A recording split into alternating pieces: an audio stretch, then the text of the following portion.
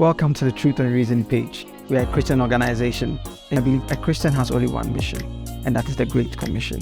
We have been commissioned to make disciples out of all nations, and that is what we are here to do. To introduce you to theology, apologetics, and all the controversial questions of life and involving faith. Kindly subscribe to our pages and follow us on this wonderful journey. God bless you. Hello, wonderful people. Welcome to another video. Today I'm going to be answering a question you may have probably asked, or you might have heard someone ask, and that is, who created God? And it sounds like a reasonable question, because if you reason back for cause and effect, you see that if you find a house, you're going to ask, who designed the house or who made the house? So it's reasonable to ask, if there's a tree, who made the tree? And if you find the one who made the tree, then we are going to ask, who made the one who made the tree? But I think this question commits three errors that we are going to look at. The first thing is that it commits an error in categorizing God as a creator thing.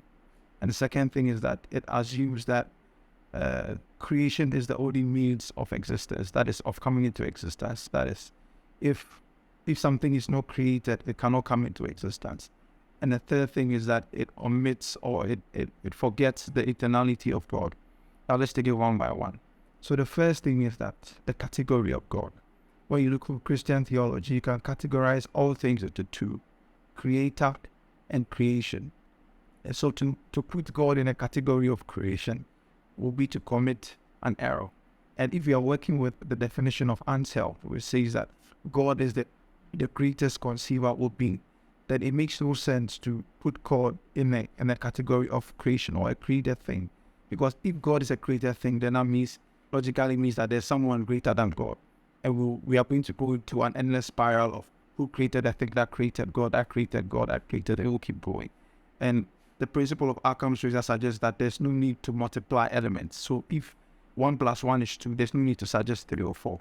So based on that logic, that question commits the error of categorizing God into created things. God is not a created thing. God is creator. And the second thing is it assumes that the only means of existence is by creation. So something has to be created before it can exist. And that is like asking, you walk into a bakery and you see bread, you see a baker baking bread. After he brings the bread out of the oven, you see that, okay, bread comes into existence by baking. They ask, who baked the baker? It doesn't make sense, because the only means of existence will not be by baking. The same error we make with God is that you assume that the only means of existence is by creation. So God has to be created because that's the only way of coming into existence. So the third point will be the eternality of God. Christians believe that God is an eternal being. That is, he's not bound by time. There's no beginning and there's no end of God. He's eternally present, or he's eternally existent. And when we talk about creation suggests that there is a point of beginning. So the thing began to exist. Now we find that in scripture, there's no way we say that God began to exist. So it omits the trait of God we call the eternality of God, the eternal existence of God. So if we ask that who created God, we have to assume all these three things: that God is part of creation, he's a created thing.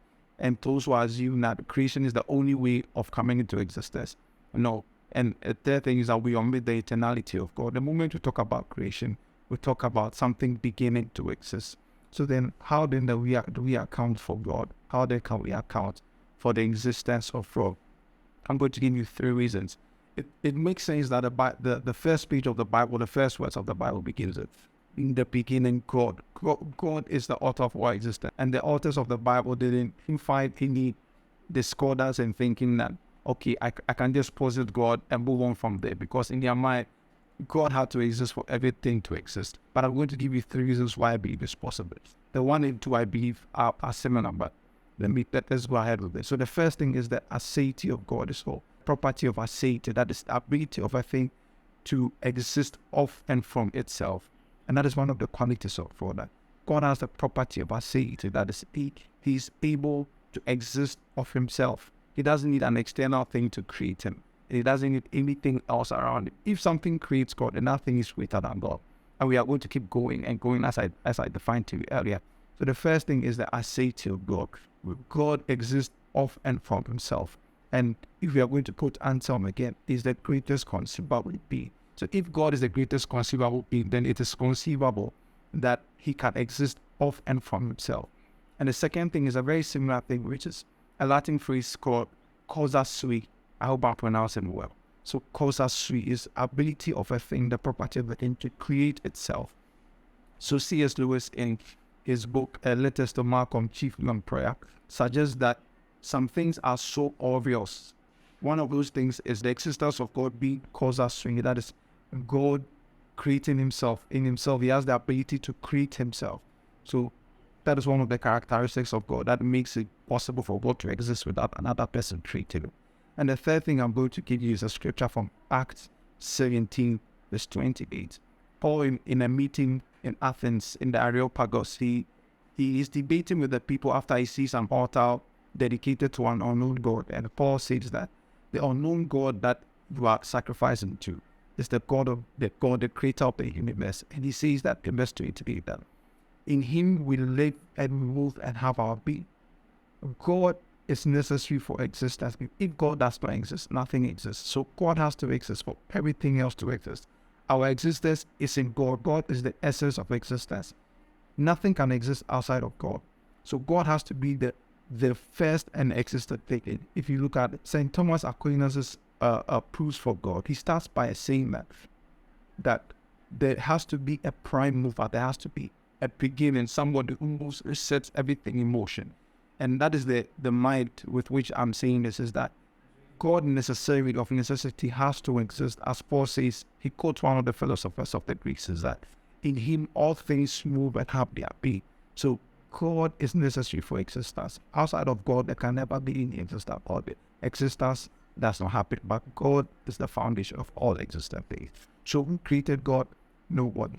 God has the property of self-existence. That is his aseity and the ability to create himself. So I hope it was simple and clear. God bless you, and see you in another video.